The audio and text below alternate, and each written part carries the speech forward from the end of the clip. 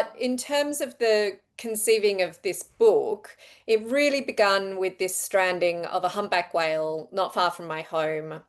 My father was working as a surf lifesaver at that point, and he rang me up one morning and said, this juvenile humpback has stranded. There are a couple of wildlife officers down here. Do you want to come down and help try to get it back out into the ocean and see if we can save it?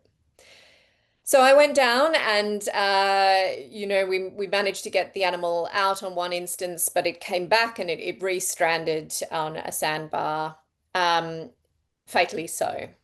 So it was suffering and it was dying. It was a very macabre scene.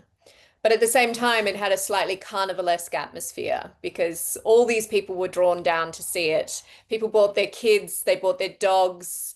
Um, and really, I just started talking to everyone there about their theories as to why Wales Beach, because I was interested in the ways that all these different explanations people had, be they very environmental explanations like, oh, it must be sick or it must have consumed plastic, or there were some political explanations. Some people had a theory that perhaps it had been chased in the Southern Ocean by the Japanese scientific whaling operation that was then active in Antarctic waters.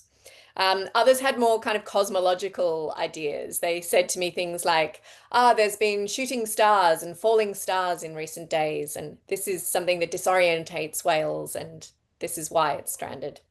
So really, I started with all these different explanations that people had. Um, but it wasn't until sometime after that, a couple of years after that, in fact, I tried to get that going as a short story, even not a nonfiction book. But it wasn't working for me. And then I read a news story in the European press about a sperm whale that had stranded off the coast of Spain. Different species of whale, the one that they have on the front cover of Moby Dick with the very blocky head. And this animal had died because it had consumed a vast amount of plastic. It had actually consumed an entire greenhouse.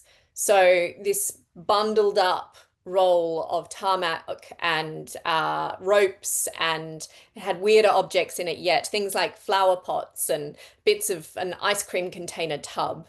Um, and at that point, I think I was like, gosh, here you have this icon of the green movement, this paragon of 1980s Save the Whales, and it's consuming the metaphor that we use to describe climate crisis, the greenhouse, we speak of the greenhouse effect. And I thought, well, this is stranger than fiction, and even if I were to put it in fiction, it would seem heavy-handed. So perhaps there's a way to talk about this story as a non-fiction book, and that was really where I began with this book.